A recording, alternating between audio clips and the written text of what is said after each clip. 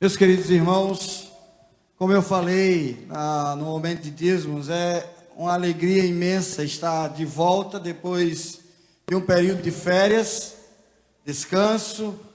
E aí, alguns irmãos me perguntaram: e aí, pastor, voltou renovado? Eu disse: com certeza, em todos os sentidos. Forças, sonhos, os projetos, a fé no Senhor renovada a cada instante, a alegria de poder regozijar com os irmãos na sua presença e por estarmos juntos aqui para adorar ao Senhor. Então, por isso nos alegramos, por isso estamos felizes. E a Bíblia diz que quando o coração está alegre, o rosto está belo, bonito. E assim eu estou vendo o rosto de algumas pessoas aqui. Outros eu estou vendo um pouquinho triste, eu não sei o que é, mas depois a gente conversa. Tem alguém que, assim, meio... Até a Ana Rita, que está cirurgiada, está ali bem. Feliz por estar na igreja, né, irmã? Eu quero dizer aos irmãos que a cada dia que passa, o Senhor tem colocado em meu coração, eu espero que no seu coração, o desejo de servi-lo melhor, de estarmos prontos para a obra do Senhor. Eu achei muito interessante o que o pastor Hernandes Dias Lopes, ele colocou em uma das suas pastorais. Eu quero falar sobre essa introdução dele aqui apenas. Ele diz o seguinte: nós vivemos o tempo mais empolgante da história da humanidade. E eu concordo com ele. Nenhuma geração assistiu o que nós estamos testemunhando. Somos a geração da comunicação virtual, da internet, das redes sociais, do telefone celular, do avião supersônico, das viagens interplanetárias, da nanotecnologia. Temos mobilidade e celeridade. Temos janelas abertas para o mundo. E aí ele começa a pontuar uma coisa: enquanto o mundo, posto no maligno, com a velocidade da luz, circula ou faz circular suas mensagens,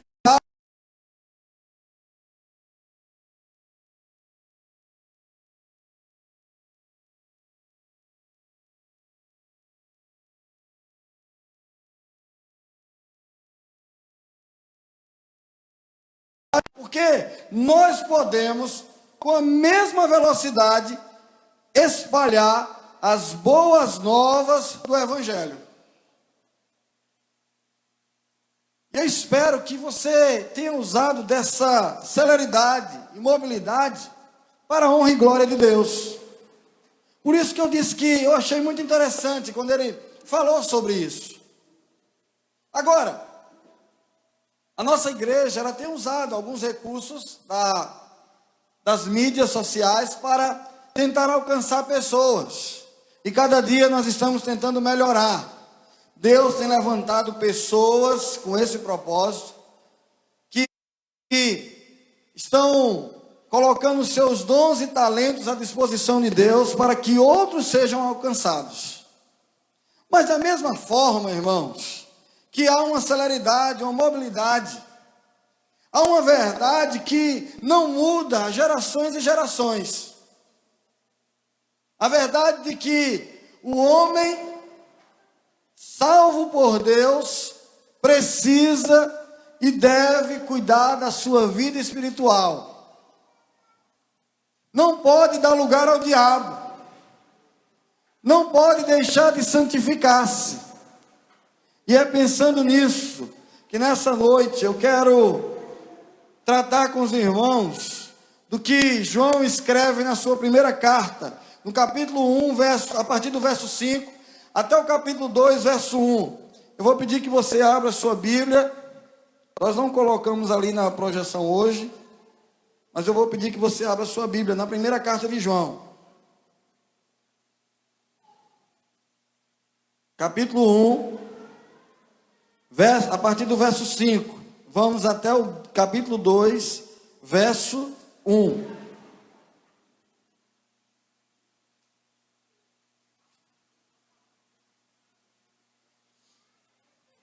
Nos diz assim a palavra do nosso Deus: ora, a mensagem que da parte dele temos ouvido e vos anunciamos é esta: que Deus é luz e não há nele treva nenhuma.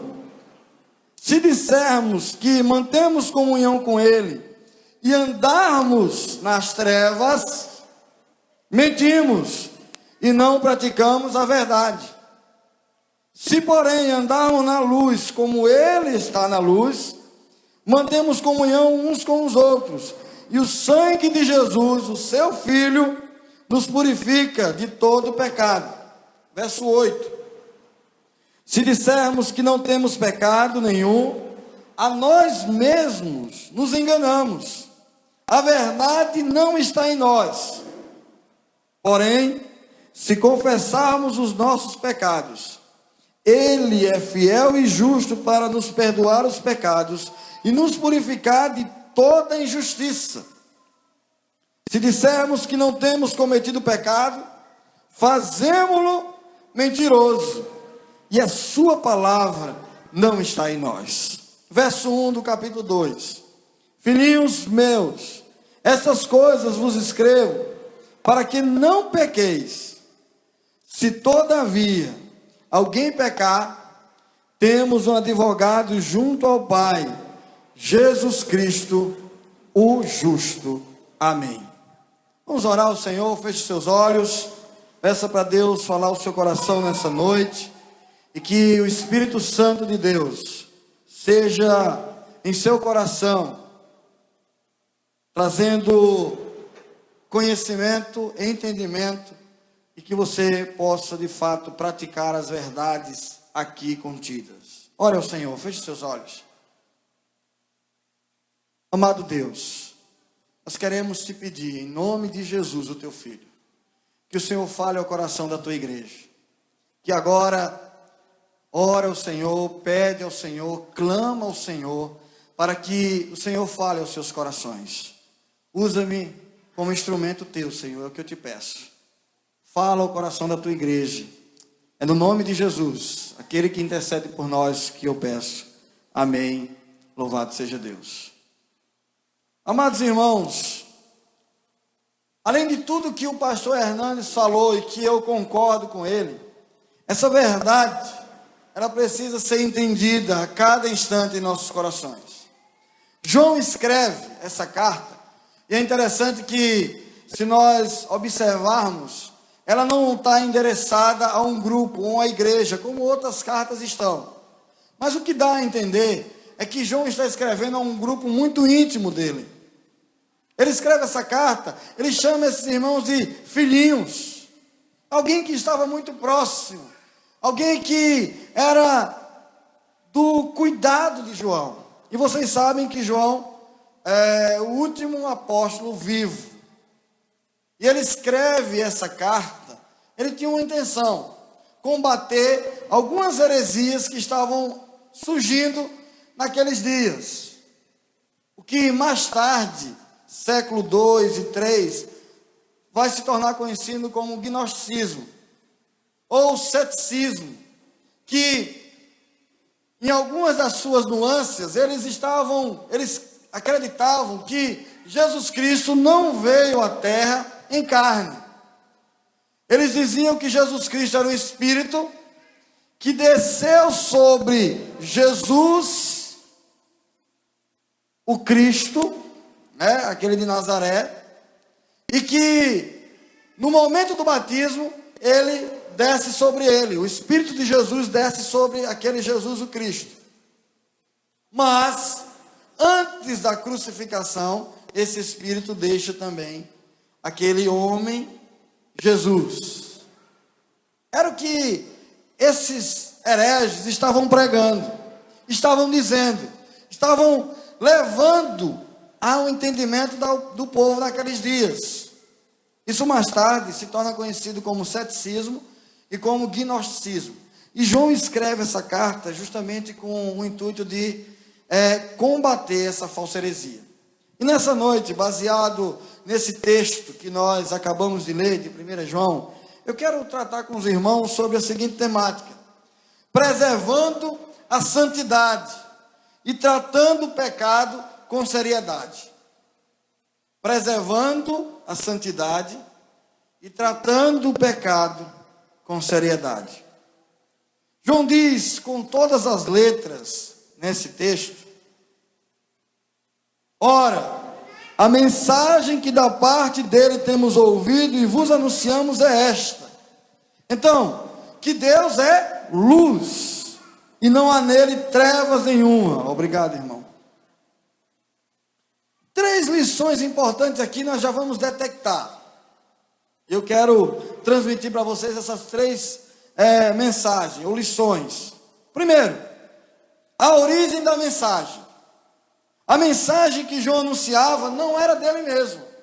O texto está dizendo, veio de Jesus. Lá em João, no Evangelho de João, no capítulo 8, versos 12, e capítulo 9, verso 5, isso é reafirmado, que não é dele essa mensagem, mas do alto. Ou seja, quando ele diz a mensagem que da parte dele temos ouvido e vos anunciamos é essa. O que é que João está querendo dizer com isso? Olha, não sou eu que estou contrapondo essa heresia que circula no meio da igreja, mas é o próprio Deus que traz essa instrução. Segunda lição importante aí nesse texto é que o conteúdo da mensagem. Qual é o conteúdo? É que Deus é luz, isto é, Deus é totalmente santo, puro e cristalino, e que não existe mácula nenhuma. Assim também deve ser a nossa vida. É o que João está instruindo. E o terceiro, a aplicação da mensagem. Qual é a aplicação? É o que nós estamos tratando. A pureza de Deus denuncia os nossos pecados, pois a luz e as trevas não podem coexistir. Não pode. Não há relação entre elas. Onde a luz chega, as trevas vão embora. Não há nele, em Deus, treva alguma.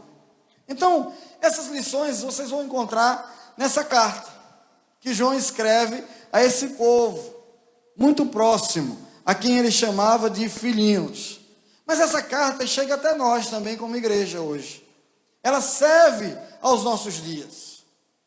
E eu quero aqui traçar um paralelo para que nós possamos compreender. No primeiro ponto, 3 mentiras relacionadas ao pecado. E depois, no segundo ponto, eu quero tratar sobre 3 atitudes corretas para com o pecado. Ok? Então eu vou dividir em 2 pontos e traçar um paralelo entre elas. Então vamos iniciar as 3 mentiras relacionadas ao pecado. João combate 3 ensinos falsos difundidos pelos hereges gnósticos de sua época. Essas mesmas ideias, elas também são ensinadas hoje e elas precisam ser combatidas. Qual é a primeira mentira?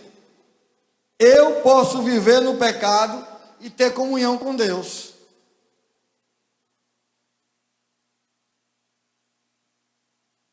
Algumas pessoas acham que podem viver pecando sem que isto afete a sua relação em comunhão com Deus.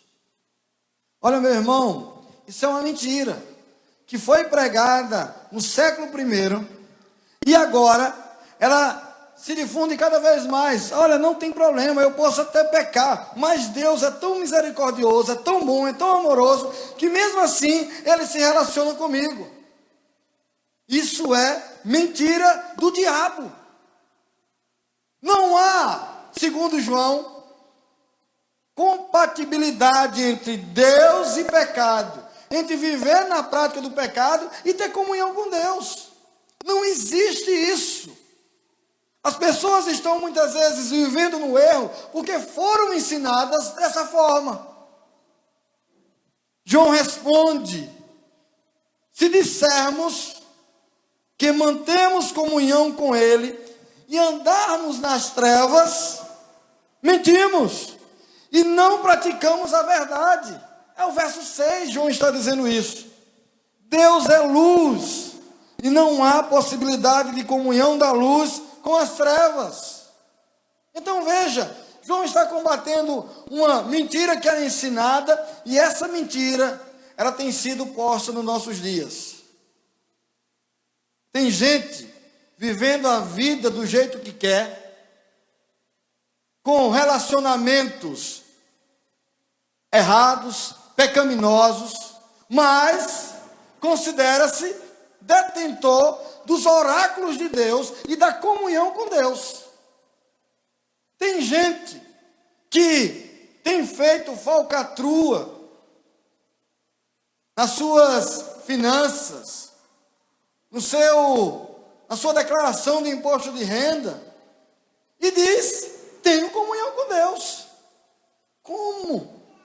Como isso é possível? Se a Bíblia diz que aquele que diz que tem comunhão com Ele e anda nas trevas, e o andar nas trevas aqui é prática de pecado. É viver fazendo aquilo que é escuridão, praticando o pecado, desobedecendo a Deus. Ele diz que não há compatibilidade.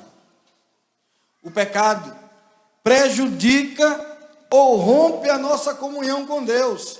Isaías, no capítulo 59, verso 1 e 2, descreve isso. A Bíblia diz que o nosso pecado faz separação entre nós e o nosso Deus.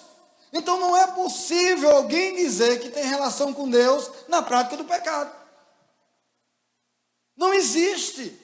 Das duas, uma. Ou a pessoa está vivendo enganada, ou ela está querendo iludir todo mundo. Ela só não consegue iludir a Deus. Não se esqueça que em toda a história da raça humana e do cristianismo, Satanás sempre teve o desejo de imitar a Deus. E muitas vezes tentando se transformar até em anjo de luz, para enganar os santos. Então, muito cuidado, meu irmão. Não há possibilidade de viver no pecado e ter comunhão com Deus. Há muitos que se dizem cristãos ou evangélicos hoje e continuam na prática de vários pecados, achando que isto é normal e não prejudica o relacionamento com Deus. É um grave engano, afirma João. João disse: essa é uma mentira que eu estou combatendo. Mas há uma segunda mentira, que está aí no verso 8, que João combate. Eu não sou pecador. Os gnósticos, eles ensinavam: não temos pecado, ou não há pecado inerente à natureza humana. Não existe pecado, ou seja, Deus não se importa com o que eu faça na minha carne, diziam eles. Deus está preocupado com o espírito. E aí eu quero abrir um parênteses. Por isso a ideia de tricotomia: corpo, alma e espírito. Porque esse espírito que vem de Deus, segundo os que defendem essa linha da tricotomia, esse espírito não foi corrompido, porque ele é de Deus com o pecado. A Bíblia ensina que o homem todo foi corrompido. Por isso que nós cremos que o homem é composto de duas partes apenas. É o que nós chamamos de dicotomia: corpo e alma ou espírito, que são as mesmas coisas. Mas essas duas partes foram afetadas sim pelo pecado, e por isso o homem precisa de Jesus. Nós carecemos de Cristo. Mas os gnósticos diziam o seguinte: não, Deus não está preocupado com o que eu faço. E outro dia, eu vi um homem que um dia já foi um grande pregador, ele continua sendo um grande expositor. Ele foi um homem que, durante muito tempo, eu tive como uma referência na minha vida. Mas outro dia ele falou isso, essa mesma, só que com outras palavras. E quando eu vi aquilo, eu me lembrei dos gnósticos dos dias de João.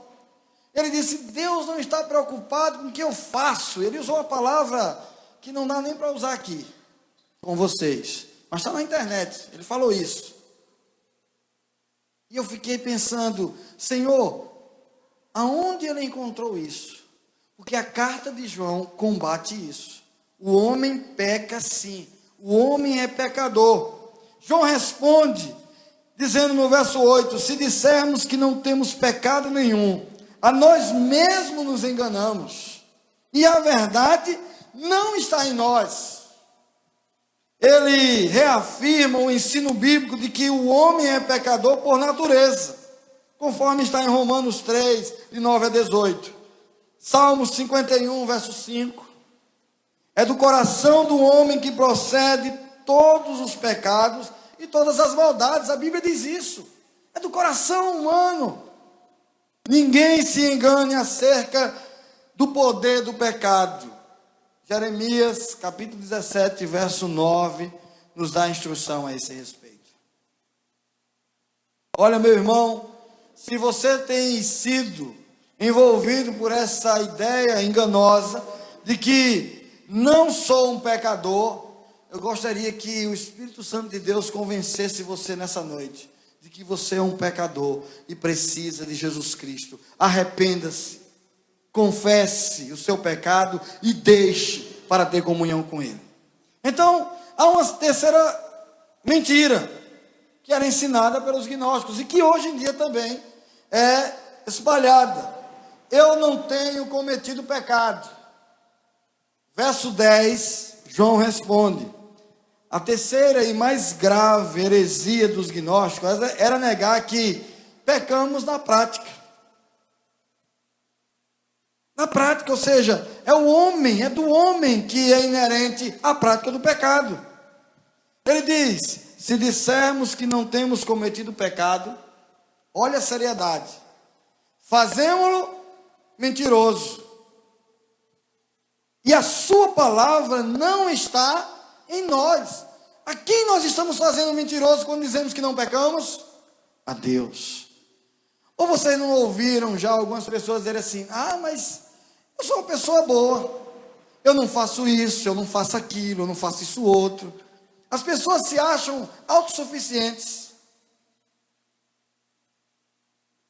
As pessoas se enganam, achando que não são pecadoras, porque nós pecamos por palavras, por ações e por pensamento. Ações ou falta delas, nós pecamos. É o que a Bíblia nos ensina. E essa é uma mentira que João combate. Então essas três mentiras João está combatendo. Eu posso viver no pecado e ter comunhão com Deus? João diz: não, de forma alguma. Eu não sou pecador, João diz: mentira, todos pecamos. Eu não tenho cometido pecado, João diz: é mentira.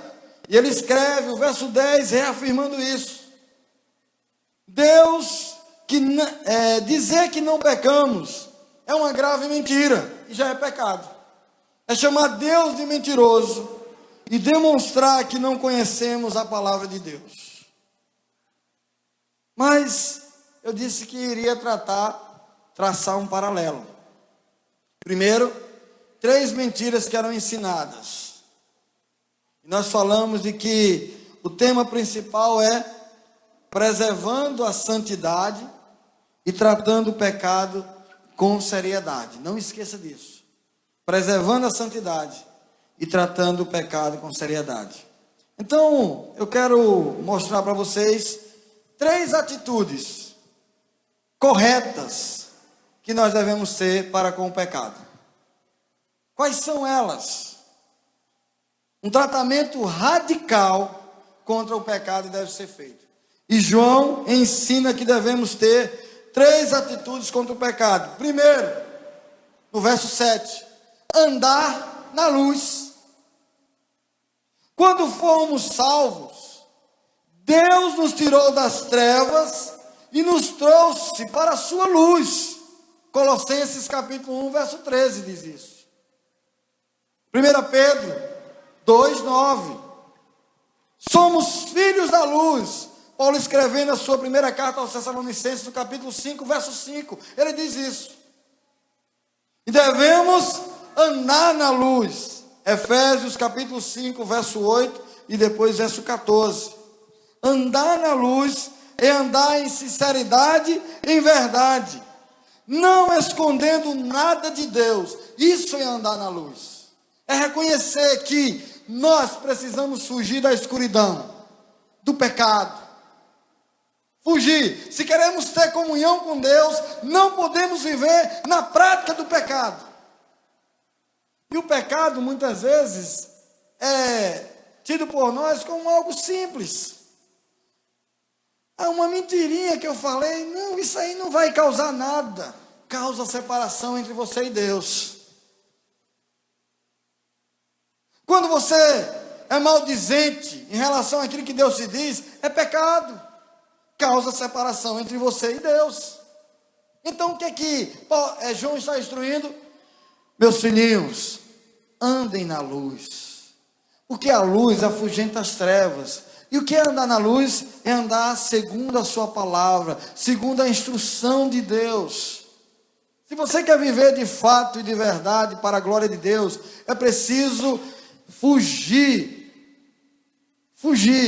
da prática do mal. Fugir do pecado, fugir para a luz, buscar a luz, porque eu e você não temos condições de vencer o pecado sozinho. Nós precisamos de Cristo para nos ajudar e para vivermos em retidão. Então, a primeira atitude que João diz que nós devemos ter é andar na luz. Você pode repetir comigo? Mais uma vez. Amém. Segunda atitude que nós devemos ter para com o pecado: confessar os pecados cometidos. O verso 9, João diz isso. A atitude do cristão com o pecado é o seu reconhecimento. É reconhecer que pecou, é reconhecer que errou. Porque sabe o que é que nós fazemos muitas vezes? Eu chamo isso de advogados de causa própria. Nós começamos a nos justificar. Não, mas olha, é porque... Não, assim, esses dias, nós tivemos uma experiência interessante.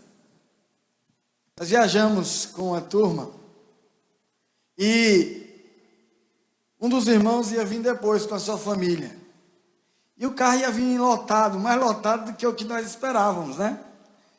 E aí Elias disse assim: vamos orar a Deus para que nada aconteça. Aí depois ele mesmo disse: mas como é que nós vamos pedir isso a Deus?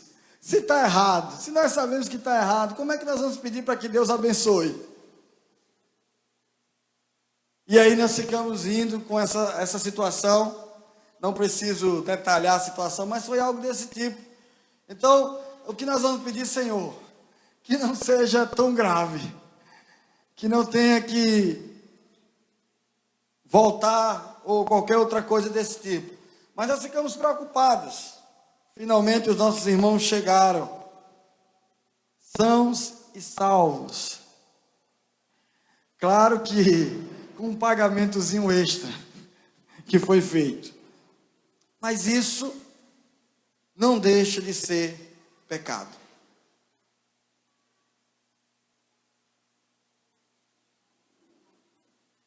Aquele que sabe o que tem que fazer e não faz, esse está pecando, diz as Escrituras.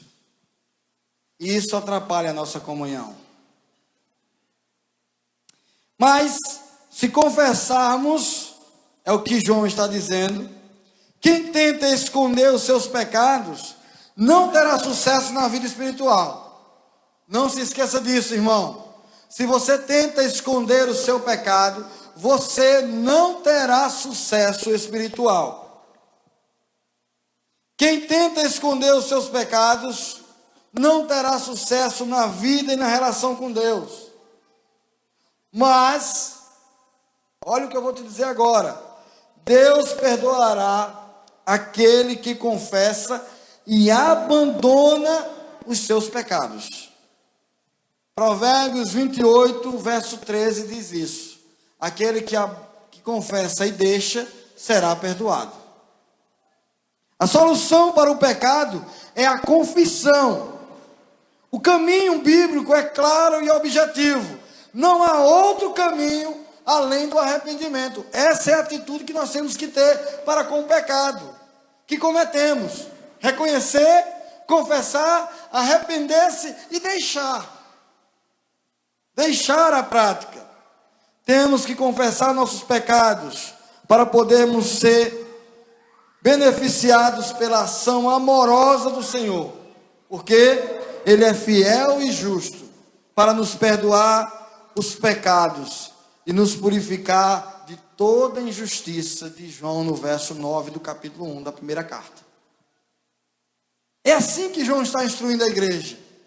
João não está instruindo, olha, vê se você faz alguma coisa aí para modificar isso. Não, é confesse e deixe.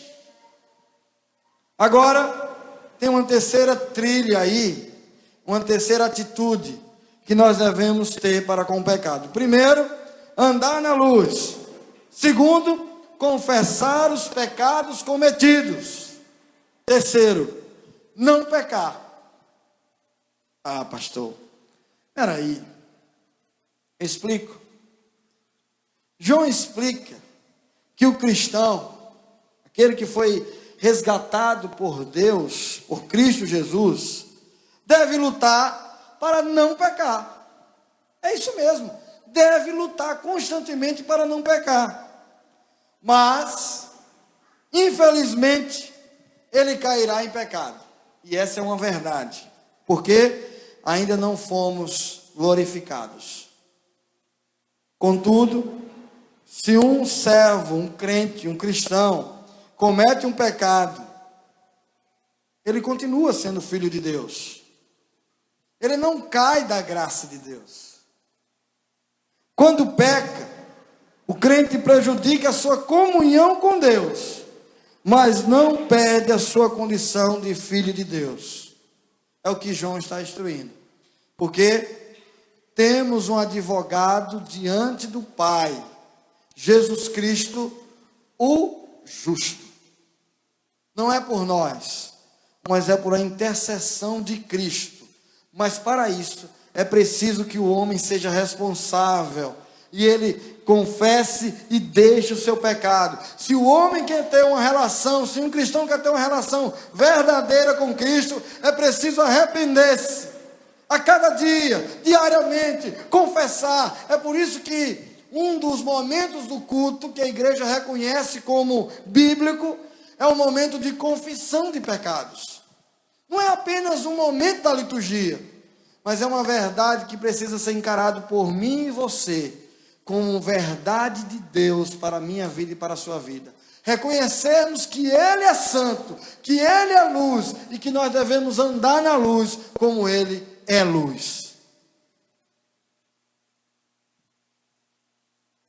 Eu quero concluir dizendo o seguinte: não é possível crer no Evangelho sem crer no fato do pecado.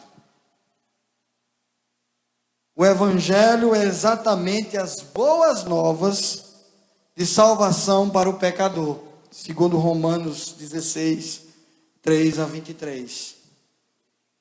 Diante do fato de que Deus, ou em Deus, não há trevas nenhuma, como diz o verso 5 de 1 João, capítulo 1, estaríamos irremediavelmente distantes ou distanciados dele. Mas, como Ele oferece perdão na dimensão de Jesus Cristo a nós, se confessarmos e deixarmos, nós podemos ter a certeza de que a nossa comunhão será restaurada quando nós confessamos o pecado. Quanta bondade em nosso Deus e Senhor, pois Ele enviou o seu único Filho para que nele, em Cristo, encontremos paz em Deus. João, no capítulo 4 dessa carta, eu gostaria que você fosse lá para o capítulo 4 de 1 João, nós já estamos concluindo. No verso 8, ele diz assim: aquele que não ama não conhece a Deus, pois Deus é amor. Nisto se manifestou o amor de Deus em nós, em haver Deus enviado o seu Filho unigênito ao mundo, para vivermos por meio dele. Olha o que diz o verso 10. Nisto consiste o amor. Não é que nós tenhamos amado a Deus, mas que Ele nos amou e enviou seu Filho como propiciação pelos nossos pecados. Você já viu aquela história de as pessoas dizerem que amam a Deus? João está dizendo, foi Ele que nos amou e por isso nós o amamos. Não sou eu que tenho a direção a Deus, não sou eu que busco a Deus, é Deus que nos escolhe, é Deus que nos santifica, é Ele que nos regenera, e por isso nós respondemos a esse amor em fé, através de Cristo Jesus. Um profundo sentimento de humildade, alegria e amor deve tomar conta de todo o nosso ser, diante da obra extraordinária de Cristo na cruz. Se você não tem tido esse lampejo aí da palavra, de ter alegria, gozo, em entender o sacrifício de Cristo, é preciso arrepender-se disso, em nome de Jesus. Da mesma maneira, devemos tomar um profundo compromisso no sentido de viver de modo digno do Senhor. Não andar em trevas e andar na luz, para seu inteiro agrado. De modo que o nome de Deus seja honrado em nossas vidas, em todos os nossos procedimentos. Como viveremos ainda em pecado? Nós, o que para ele morremos. Escreve Paulo em Romanos capítulo 6, verso 2. Não há compatibilidade entre pecado e comunhão com Deus. Qual, pois, você escolhe nessa noite? Comunhão com Deus ou pecado? Coloque a sua vida diante do Senhor nesse instante, feche os seus olhos, fale com Deus, em nome de Jesus. Reconheça diante dele quem você é. Você tem uma bela oportunidade agora. Não é diante dos homens, é diante de Deus. Reconheça as suas práticas. Arrependa-se. Volte-se para Ele, através de Cristo Jesus. E a sua comunhão, com certeza, será renovada. Porque Ele prometeu e Ele cumpre. Ore ao Senhor, em nome de Jesus. Amado Deus, eterno Pai, Tua palavra nos traz orientações maravilhosas.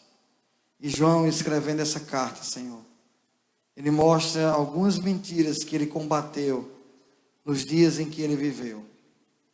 Nos capacita, Senhor, a também vencermos essas mentiras hoje, que têm sido tão difundidas, Senhor, mostrando que o homem é bonzinho, mostrando que o homem é o centro. Ó Deus, tem misericórdia de nós. Nós buscamos em Ti direção, para que possamos viver segundo a Tua vontade, segundo o Teu querer, Deus. Nos ajuda, através do Teu Espírito morando em nós, a andarmos à luz, a reconhecermos os nossos pecados e nos arrependermos, mas também temos a prática de ir e não pecarmos mais, Senhor. Nos fortalece o coração, fortalece a vida dos meus irmãos aqui nessa noite, Deus. Eu tenho certeza que a tua palavra tocou no coração deles. Renova vidas aqui nessa noite para a tua glória, Senhor. Renova relacionamento contigo na vida dos meus irmãos, através da confissão de pecado, através do reconhecimento da tua grandeza. Ó Senhor da glória, é o que nós te pedimos, no nome do Santo Jesus. Amém. Louvado seja Deus.